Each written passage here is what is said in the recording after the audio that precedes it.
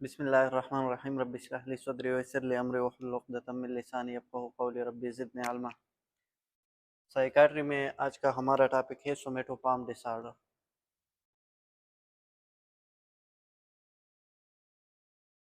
Psychiatry somatoform disorder, आज हम पढ़ेंगे सोमेटोफॉर्म डिसऑर्डर।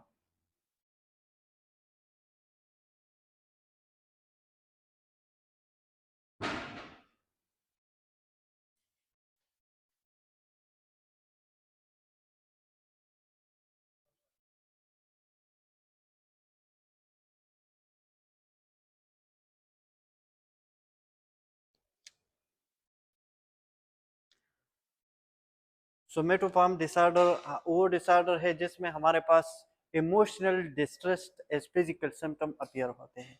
ठीक है, सोमेटोफॉर्म डिसऑर्डर वो डिसऑर्डर है जो जहनी तकलीफ हो और उसकी वजह से फिजिकल सिम्टम जाहिर हो जाए तो उसको हम क्या कहेंगे, सोमेटोफॉर्म डिसऑर्डर। तो इसका डिफिनीशन क्या होगा? अ mental health disorder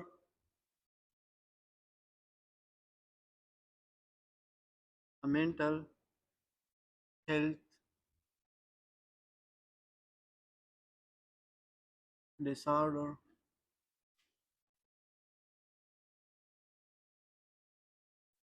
where emotional distress emotional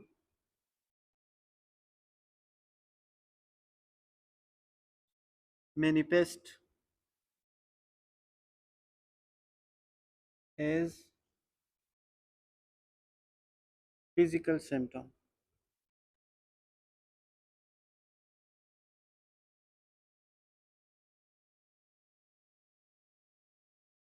तो सिंपल है, मिसाल के तौर पर आप पे कोई स्ट्रेस है, आप टेस्ट टेस्ट है या जो भी जहनी दबाव है तो वो इतना ज़्यादा है कि वो आप कंट्रोल नहीं कर सकते, तो फिर उसकी वजह से क्या होते हैं, फिजिकल सिम्टम होते हैं। कभी कभार ऐसे होता है कि बंदे को टेम्पररी पैरालाइज हो जाता है, inability to move the limbs, या विजुअल विजुअल लॉस होती है जिसमें जो है वो नज़र चली जाती है, या बंदा इस तरह सोचते हैं, मुख्तलिफ कंडीशन है इसमें कि मुझ में बहुत सारी बीमारियां हैं। तो वो किस चीज़ की वजह से है?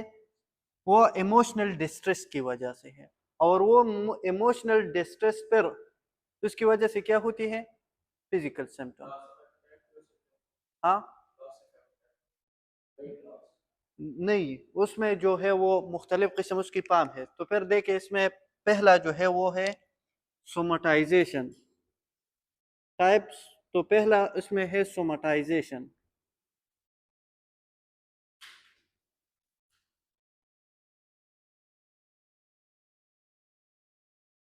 अच्छा, सोमाटाइजेशन में फिजिकल कंप्लेंट होते हैं। ये इसमें जो पर्सन है वो फिजिकल कंप्लेंट कर देता है, इस तरह के ये जो पेशेंट है ये इस तरह सोचते हैं कि बहुत सारी बीमारियां मुझ में मौजूद है। तो इन this condition in this condition a person is preoccupied with the thinking of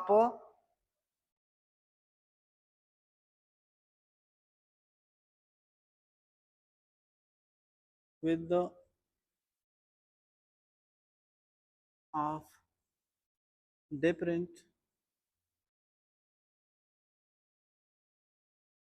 symptoms in his her body।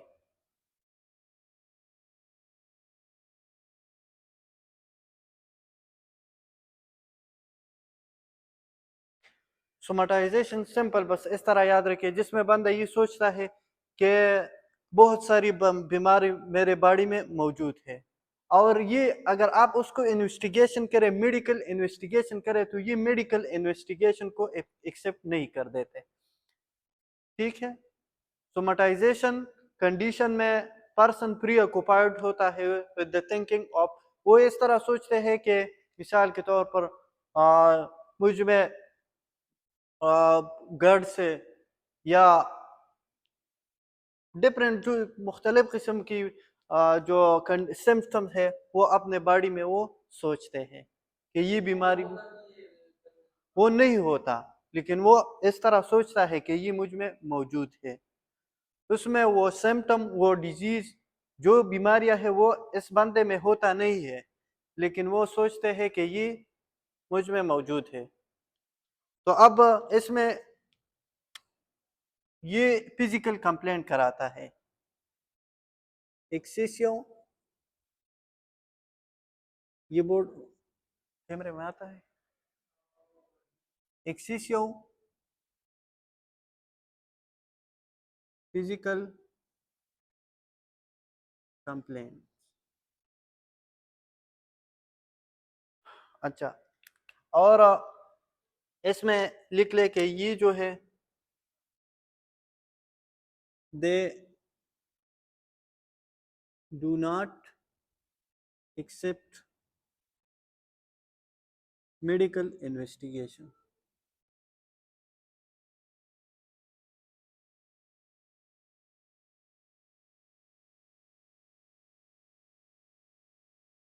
ठीक है।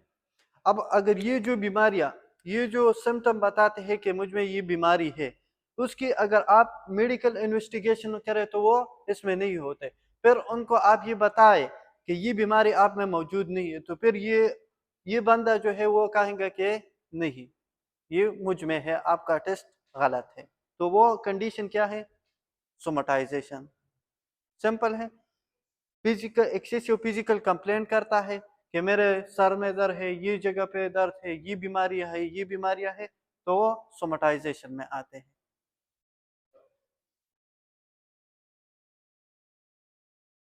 अच्छा,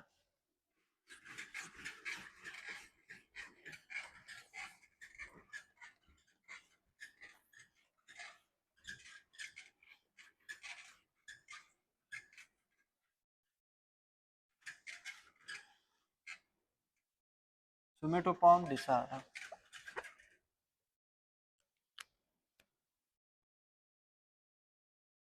सोमेटोपॉर्म डिसऑर्डर की दूसरा जो टाइप है वो है हाइपोकोन्ड्रियासिस। हाइपोकोन्ड्रियासिस। हाइपोकोन्ड्रियासिस। इसमें बंदा इस तरह सोचा है, excessive fear of illness. Excessive fear of illness इसमें होता है, ये बड़ी बड़ी बीमारियां अपने बॉडी में सोचते हैं कि मुझ में कैंसर है। कैंसर इसमें होता नहीं, इसमें सी है ना, हाइपोकोन्ड्रियोसिस। सी, तो सी इज फॉर कैंसर। तो ये अपने जो बॉडी में बड़े बीमारी सोचते हैं कि मुझ में कैंसर है। तो इसमें क्या होते हैं? एक्सेसिव फियर ऑफ इलनेस, बीमारी से उसको डर लगता है। एक्सेसिव फियर ऑफ इलनेस पहला, या इसमें लिख लें इन this condition, in this condition a person is preoccupied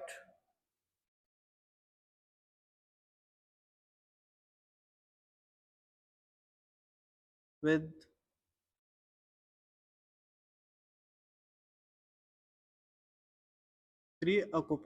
the thinking of cancer in his body। Cancer बड़ी बीमारी है, तो cancer in his body, in his her body। अच्छा, इसमें सी है और इसमें सी पर कैंसर, तो इस तरह याद रखें। हाइपोकोन्ड्रियोसिस में क्या होता है? Excessive fear of illness. ये जो पर्सन है वो सोचते हैं कि मेरे बॉडी में कैंसर है। कैंसर इसमें होता नहीं है, लेकिन उसके जो वहम है, उसका जो थिंकिंग है वो इस तरह है। तो इसमें क्या होते हैं? Excessive fear of illness.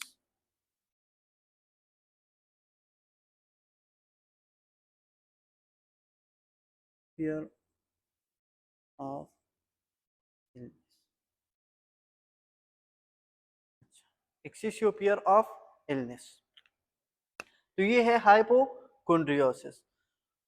Somatisation में हमारे पास डिफरेंट सिम्टम, बंदा प्री ऑक्युपाइड होता है with the thinking of different symptom in his her body, और हाइपोकोंड्रियोसिस में with the thinking of cancer in his her body. तो ये डिफरेंट है दोनों में, डिफरेंट। अच्छा,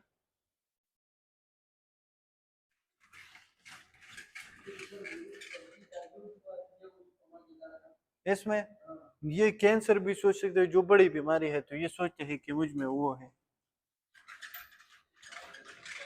जिससे वो उसको पियर हो। हाँ,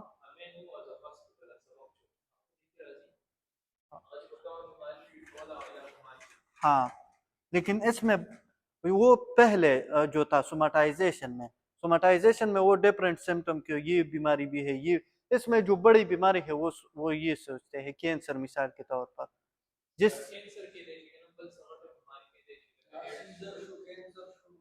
हाँ, हार्ट हार्ट अटैक, हाँ,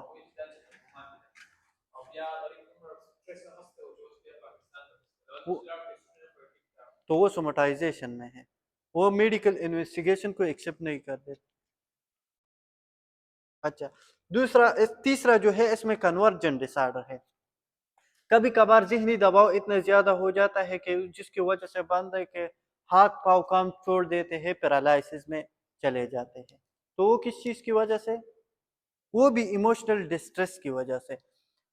ये ज्यादातर जो डॉक्टर इसाक से बुनेरी उसको तो इनके पास ये पेशेंट ज्यादातर आते हैं, और वो बहुत अच्छी तरीके से उसकी कॉग्निटिव बिहेवियर थेरेपी करते हैं, और वो 20-30 मिनट में ठीक हो जाते हैं। तो ये टेम्पररी पैरालिसिस होता है। इस कंडीशन में जो कन्वर्जेंट डिसऑर्डर है वो टेम्पररी पैरालिसिस में होता है। तीसरा कंडीशन क्या है? Convergent disorder.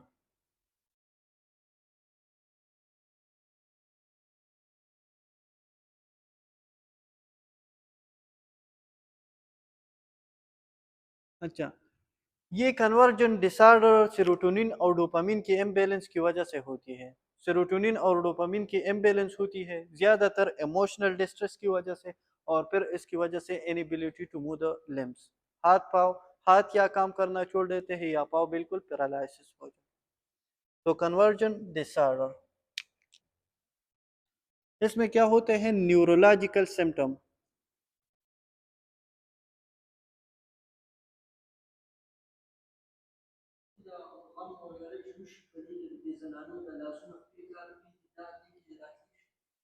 नहीं, वो अलग कंडीशन है, वो एंजाइटी है और इस तरह की। नहीं, इसमें मिसाल के तौर पर आप बच्चे हैं, आप उन पे ज्यादा स्ट्रेस डालते हैं कि आप पढ़ाई करें, एक दिन में 10 घंटे करें, तो ये उसकी वजह से ये हो सकते हैं कन्वर्जन डिसऑर्डर।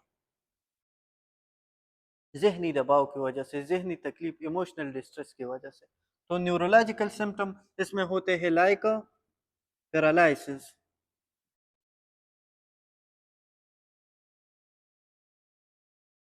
अच्छा, न्यूरोलॉजिकल सिम्टम लाइक पैरालिसिस, इसमें क्या होता है? In this condition there is inability to move the limbs। In this condition there is inability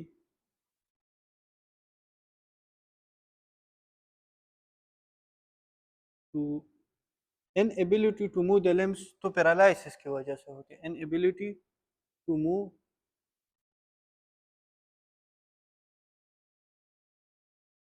या loss of vision।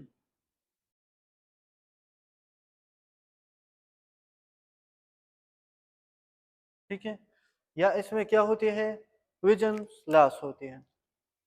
तो अब इसके जो कन्वर्जन डिसऑर्डर है उसके लिए तो हम कॉग्निटिव बिहेवियर काउंसलिंग करेंगे, cognitive behaviour therapy.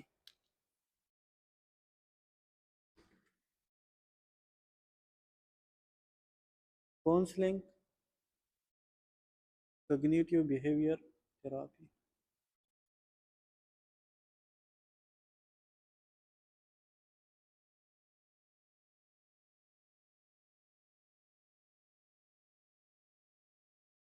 Cognitive behaviour therapy. अच्छा, और इसमें ये temporary paralysis, it is temporary, it is नहीं, ये 21 महीने के लिए, 2 महीनों के लिए हो सकता है। बिल्कुल, बिल्कुल पैरालाइज। हाँ, लेकिन इसमें ये एक बात ये है कि अगर ये 2-3 महीने उसकी पैरालाइज हो जाए, फिर मसल जब ज्यादा काम नहीं करते तो उसकी वेस्ट हो सकती है, मसल फिर वेस्ट हो सकती है। तो इट इज टेम्पररी पैरालिसिस। ये ज्यादातर जो है साइकोथेरापी उसको अच्छी तरह ट्रीट कर सकते हैं, लेकिन ज्यादातर जो इसकी इन्वेस्टिगेशन वो गलत तरीके से करते हैं। तो अच्छा, आप इस तरह सोचिए, अगर उसको पहले कोई मसला नहीं है, आप उनसे पूछे कोई जहनी दबाव है, इमोशनल डिस्ट्रेस है, तो फिर आप सोच सकते हैं कि उसकी चीज की वजह से है। ये साइकोथेरापिस्ट ये करते हैं कि उसको अब बताए कि ये करे, उसकी जो मेंटल स्टेटस है वो चेंज करे, कि उसकी जहनी दबाव कम हो जाए।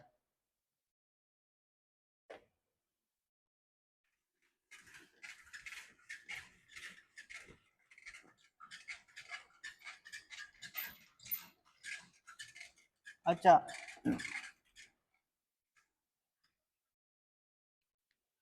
न्यूरोकॉग्निटिव फंक्शन कौन को, न्यूरोकॉग्निटिव फंक्शन,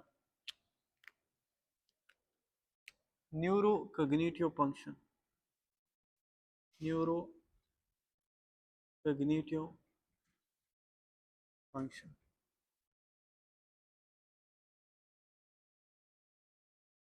न्यूरोकॉग्निटिव फंक्शन में हमारे पास 4 चीजें होते हैं। It is characterised by, it is characterised by 4 things. इसमें 4 चीजें होते हैं। पहले इसमें होता है memory, memory.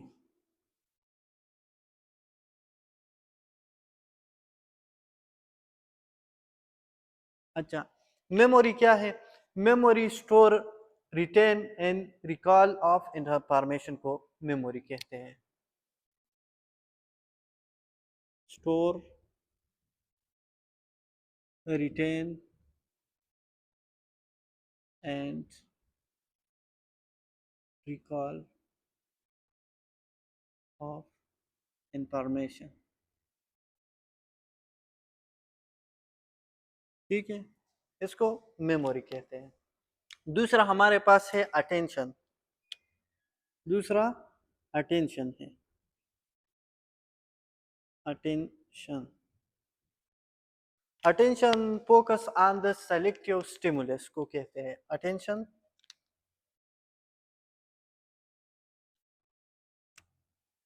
Focus on selective stimulus. अच्छा, तीसरा हमारे पास है ओरिएंटेशन, ओरिएंटेशन।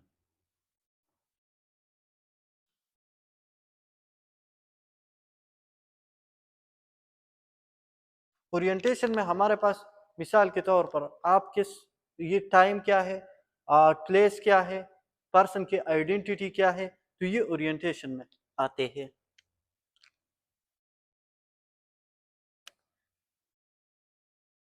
टाइम, प्लेस और पर्सन आइडेंटिटी। तो टाइम में डे क्या है, आवर, प्लेस, लोकेशन, और पर्सन आइडेंटिटी। ठीक है, लोकेशन। अच्छा, तो इसमें हमारे पास मेमोरी है, अटेंशन है, और ओरिएंटेशन है, और judgement.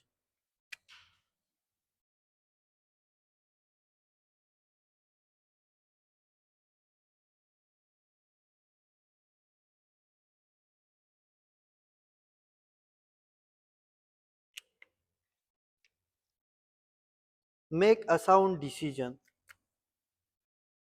Make a sound decision का मतलब है जो अच्छे तरीके से आप फैसला बनाते हैं अपने decision. Make a sound decision. इसमें जो सबसे ज्यादातर जो डिस्टर्ब होता है वो मेमोरी है। अच्छा, the main function to be disturbed is memory.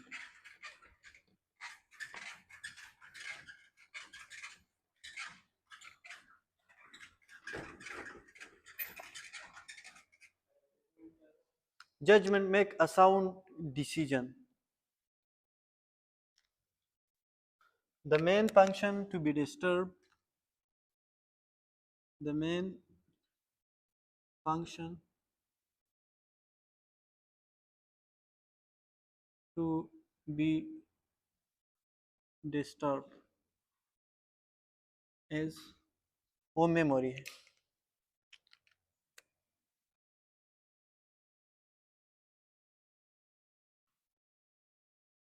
अच्छा, मेमोरी हमारे पास कुछ टर्म है जो ज्यादातर यूज होता है। इसमें है amnesia. Amnesia, amnesia, amnesia partial या complete loss of memory. Partial और टोटल लॉस ऑफ मेमोरी को एमनीसिया कहते हैं। पार्शियल और टोटल लॉस ऑफ मेमोरी। दूसरा है एफ्रेजिया। एप्रेजिया,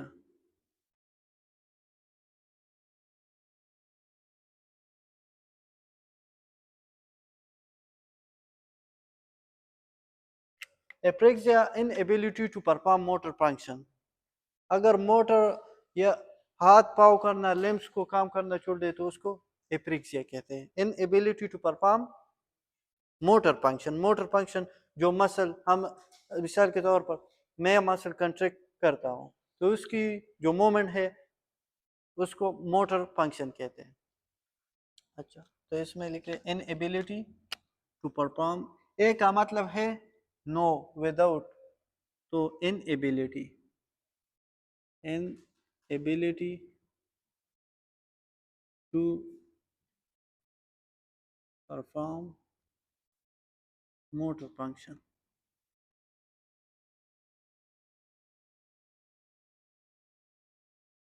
तीसरा हमारे पास है एपिजिया, एम्पियरमेंट इन लैंग्वेज।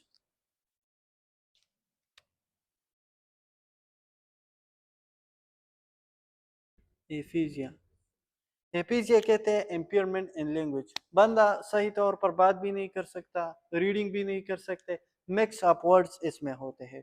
तो मिक्स अप वर्ड जो होते हैं वो क्या है, एपिजिया। एम्पियरमेंट इन लैंग्वेज। अच्छा, तो एक है एमनीजिया, एप्रिक्सिया और एपिजिया। एक है इग्नूजिया। इग्नूजिया में जो आप बंदे को inability to recognise the previously known person, तो उसको इग्नोजिया कहते हैं। बंदा जो आप पहले जानते थे लेकिन अब वो आप नहीं जानते तो उसको इग्नूजिया कहते हैं। इग्नूजिया।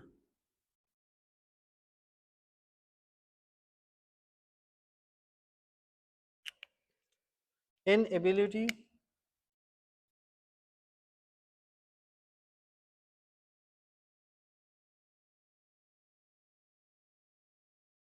टू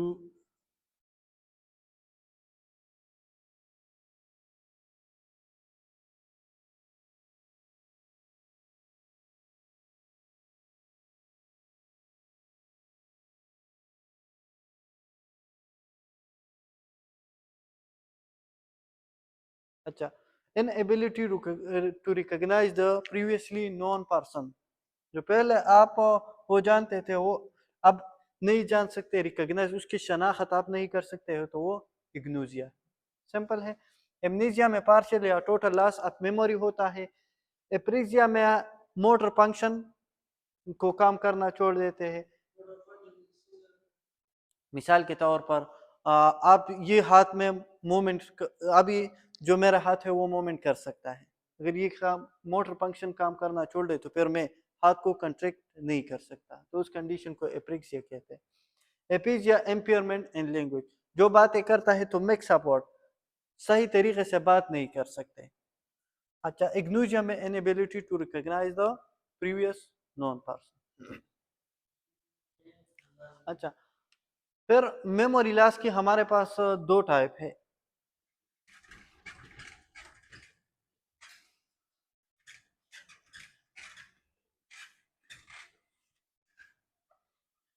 मेमोरी लॉस हमारे पास दो किस्म की होती है।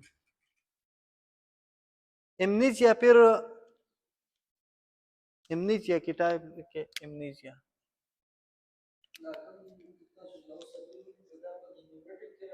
हाँ, मेमोरी में तो मेमोरी लॉस एमनीजिया में हमारे पास एमनीजिया एमनीजिया में रेट्रोग्रेड एमनीजिया,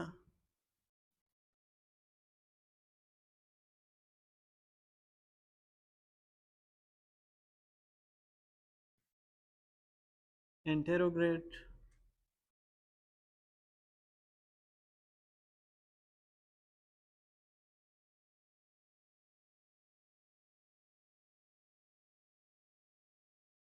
और तीसरा जो है वो है ट्रांसिएंट ग्लोबल एमनीजिया। अच्छा, रेट्रोग्रेड एमनीजिया में फॉरगेटफुलनेस ऑफ न्यू इवेंट होता है। जो न्यू इवेंट है उसमें उसकी जो मेमोरी है वो लॉस होती है। तो फॉरगेटफुलनेस ऑफ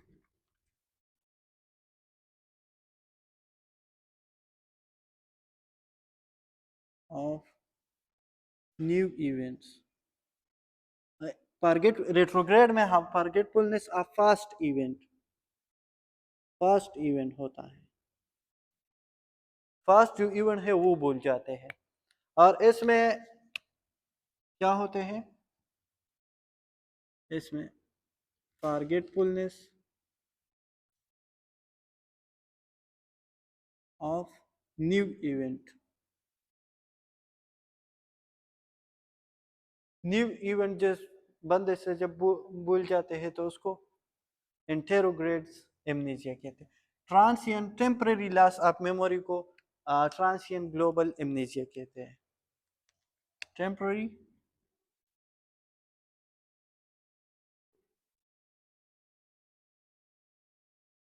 ऑफ मेमोरी। अच्छा, तो ये इसके टाइप थे।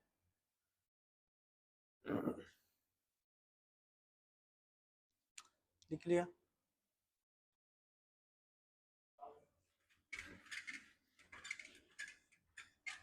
पिक्चर वो ग्रुप में भेजेगा उस पर लिखें।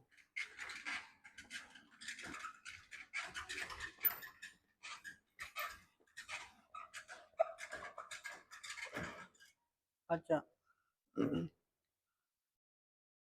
एक होता है मेमोरी लॉस, हमारे पास होता है डिलीरियम। और दूसरा है डिमेंशिया।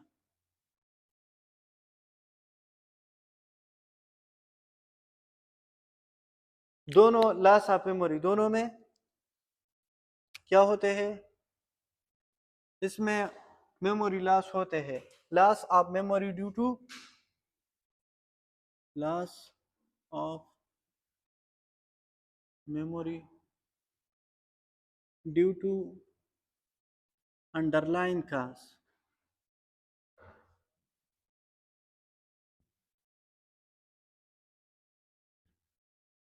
इसके पीछे कोई काज होती है तो उसकी वजह से मेमोरी लॉस होता है। इसकी जो मेमोरी डिमेंशिया ये ज्यादा एज के साथ साथ होती है। It is due to age, due to neurodegenerative loss of memory due to loss of memory due to neurodegenerative phenomena।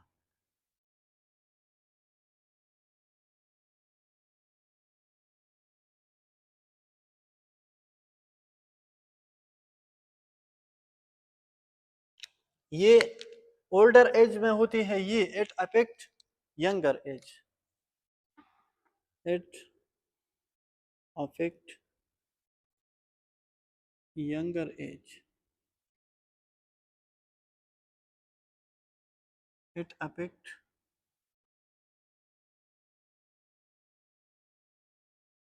Older age. अच्छा, इसमें जो अटेंशन है, अटेंशन इसमें अटेंशन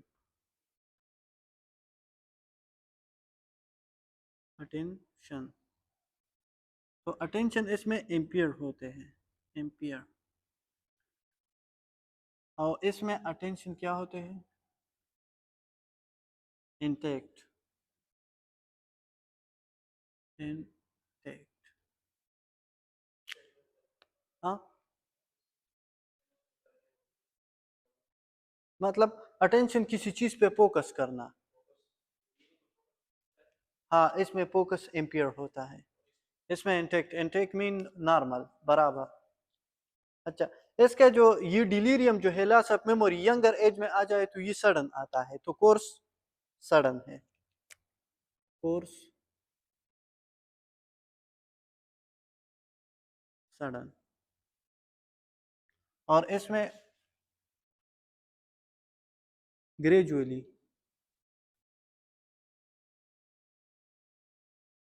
ठीक है। ये तो न्यूरो डिजेनरेटिव फिनोमेना की वजह से है, तो ये ग्रेजुअली ये होता है। कॉन्शियसनेस इसमें क्लाउडेड और इसमें कॉन्शियसनेस नॉर्मल होता है।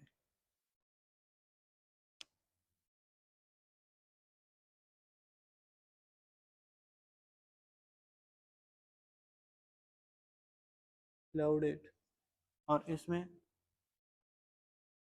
कॉन्शियसनेस, इसमें नॉर्मल। अच्छा, अगर हम अंडरलाइन काज को ट्रीट करें तो इसकी वजह से ये डिलीरियम ट्रीट हो सकती है। अब ये तो न्यूरो डिजेनरेटिव फिनोमेना है, तो ये इरिवर्सिबल है। ये हमारे पास रिवर्सिबल है और डिमेंशिया इरिवर्सिबल है। तो ये हमारे पास क्या है? रिवर्सिबल। ये रिवर्सिबल है। अंडरलाइन काज जिस काज की वजह से है वो आप ट्रीट करें तो डिलीरियम खत्म हो जाएगी। और ये इरिवर्सिबल है, इरिवर्सिबल। अच्छा, ट्रीट द काज, इसमें हम ट्रीटमेंट में क्या करते हैं? Treat the cause. और इसमें बेस्ट डिमेंशिया के लिए बेस्ट कौन सी ड्रग है?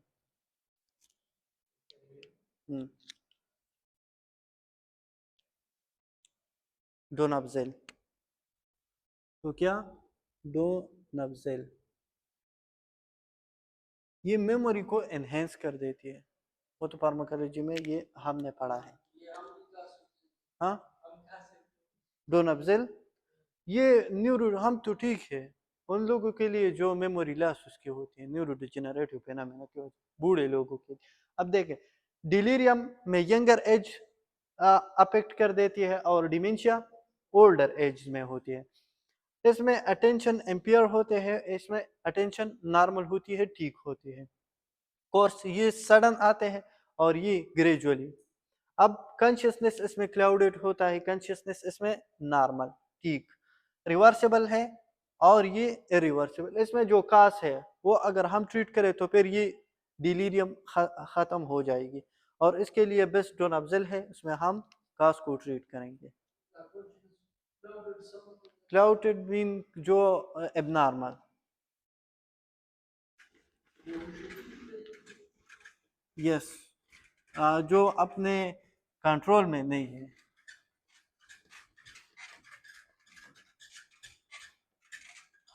ईटिंग डिसऑर्डर,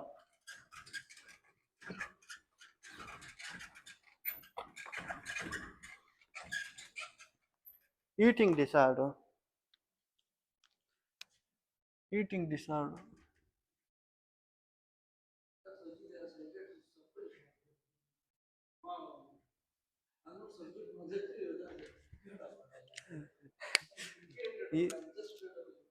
इसमें इतना नहीं है, बस बस 3-4 लेक्चर है इसमें बाकी। अच्छा, ईटिंग डिसऑर्डर ज्यादातर यंगर एज में होते हैं। Eating disorder usually occur in younger ages, ठीक है, और ये strongly link with genetics, inheritance, तो स्ट्रांगली linked with genetics। अच्छा, तीसरा, ये ज्यादातर फीमेल में होती है, तो जेंडर फीमेल में ज्यादातर होती है एज कंपेयर टू मेल। तो तीन बातें, यंगर एजेस में होती है और स्ट्रांगली लिंक जेनेटिक के साथ है, और फीमेल में ज्यादातर होती है एज कंपेयर टू मेल। अब फिर इसकी दो टाइप है ईटिंग डिसऑर्डर, हमारे पास एक है एनोरेक्सिया और दूसरे है बुलिमिया नर्वोसा। एनोरेक्सिया नर्वोसा और बुलिमिया नर्वोसा।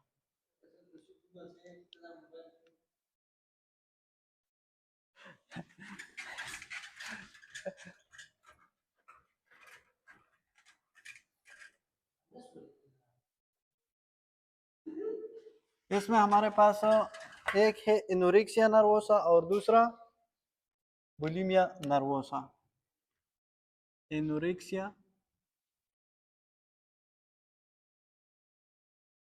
एनोरेक्सिया नर्वोसा और bulimia nervosa.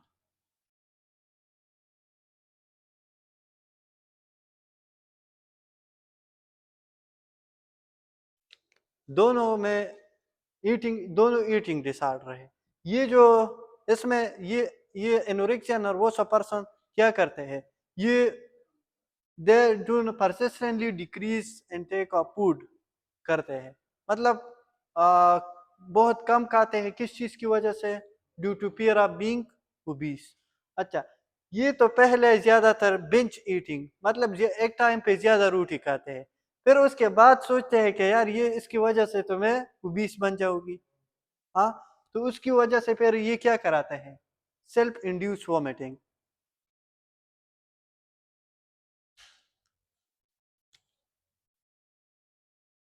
In this condition in this condition there is persistent decrease of persistent decrease intake of food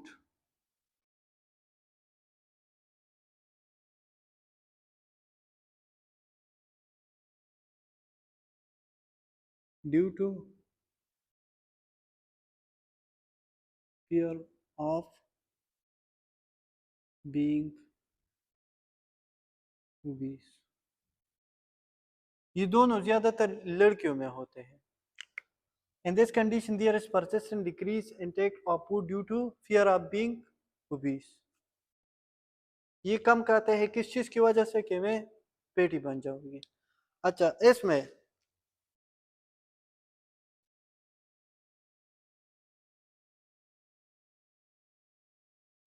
in this condition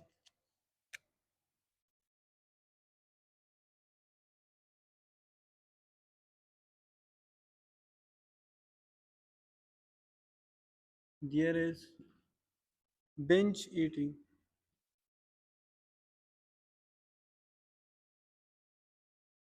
binge eating का मतलब है कि एक time पे बहुत ज्यादा खाना। And self induce vomiting.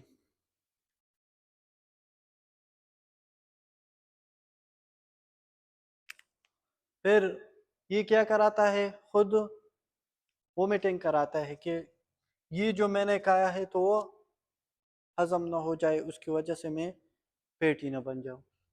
तो ये पेशेंट क्या होता है, ये एनोरेक्सिया नर्वोसा वाला। These are lean and thin. ये पतले होते हैं, ये तो रोटी खाता नहीं है, तो उसकी वजह से क्या होते हैं, लीन एंड थिन। और ये ओवरवेट होते हैं, ओवरवेट।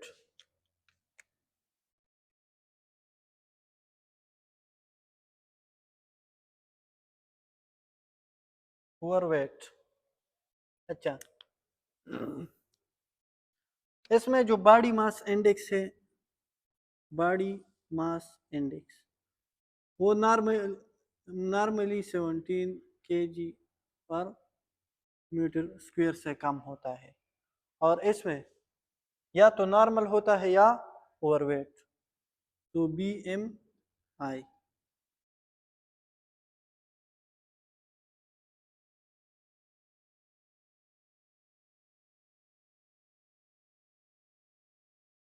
या नॉर्मल होता है या ओवरवेट।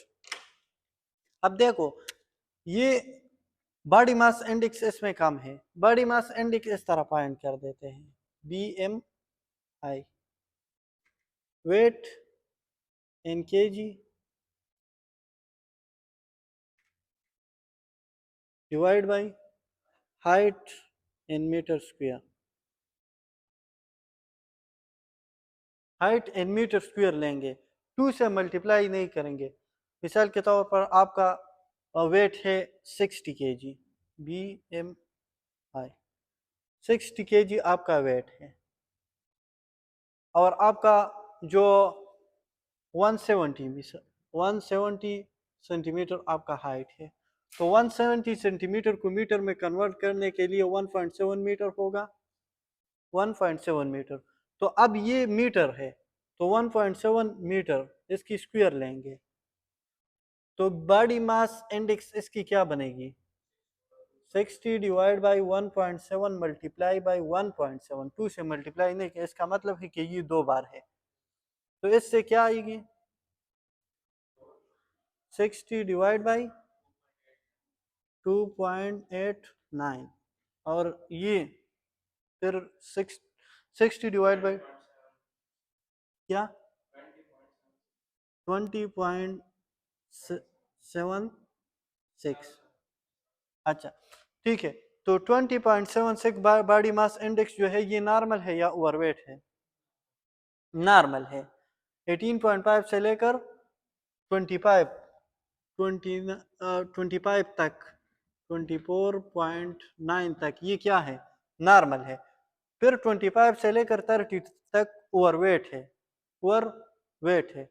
और फिर 30 से लेकर ओबीस है, और फिर 35 से जब ज्यादा हो तो वो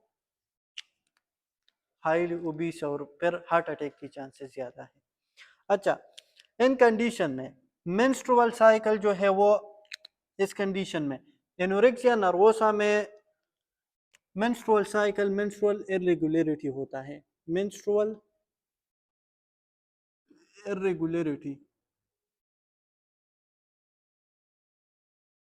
ये अच्छा, इसमें तो क्या है, लीन एंड थिन होते हैं, उसकी वजह से फूड जी बिल्कुल खाता ही नहीं। और इसमें फूड तो खाते हैं लेकिन उसके बाद ये सोचते हैं कि मैंने जो बहुत ज्यादा खाया है तो उसकी वजह से मैं पेटी बन जाऊंगी। तो इसके मेंस्ट्रुअल साइकिल ठीक होता है, मेंस्ट्रुअल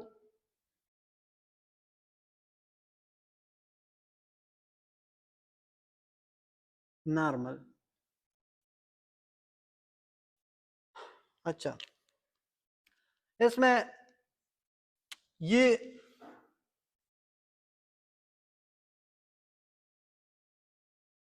टीथ इसमें नॉर्मल होते हैं, टीथ नॉर्मल।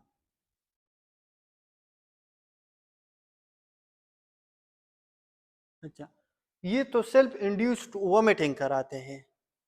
हाँ, तो सेल्फ इंड्यूस वोमिटिंग की वजह से फिर वोमिटिंग में एचसीएल भी होता है, तो एचसीएल की वजह से एरोजन ऑफ द टीथ होगी। तो टीथ एरोजन इसमें होगी क्या, टीथ एरोजन। ये किस चीज की वजह से, एचसीएल एंड वोमिटिंग। हाँ, तो उसको एरोजन कहते हैं। तो टीथ एरोजन जब एचसीएल दांतों से टकराती है तो उसकी वजह से टीथ एरोजन होगी।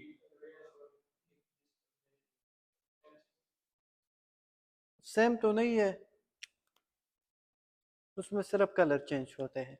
अच्छा, तो मेंस्ट्रुअल इरेगुलरिटी में इसमें होते हैं, इसमें ये एनोरेक्सिया नर्वोसा वाला सुसाइडल अटेम्प्ट कराते हैं और ये सुसाइड अटेम्प्ट नहीं कराते। अच्छा,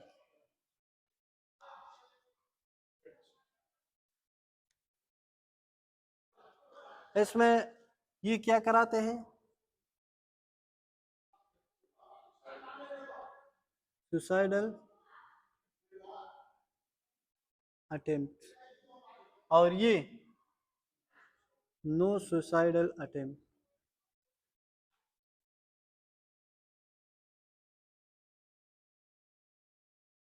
ये आता है इसमें, देखिए ये आता है, ठीक है। तो ये एनोरेक्सिया नर्वोसा में क्या होते हैं, सुसाइड अटेम्प्ट कर सकते हैं और ये नो सुसाइडल अटेम्प्ट। तो इसके लिए हम ट्रीटमेंट किस तरह करेंगे।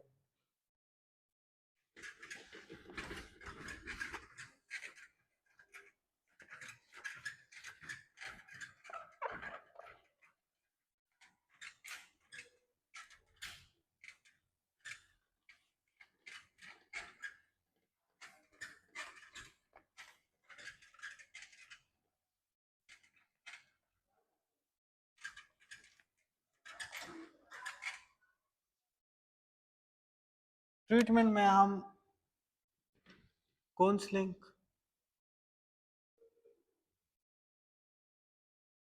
कॉग्निटिव बिहेवियर थेरेपी,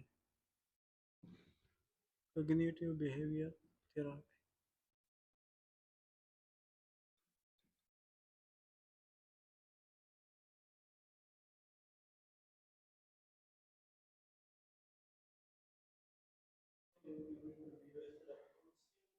सेम है लेकिन उसकी एक टाइप है जो जिस तरीके से हम उसकी काउंसलिंग करते हैं।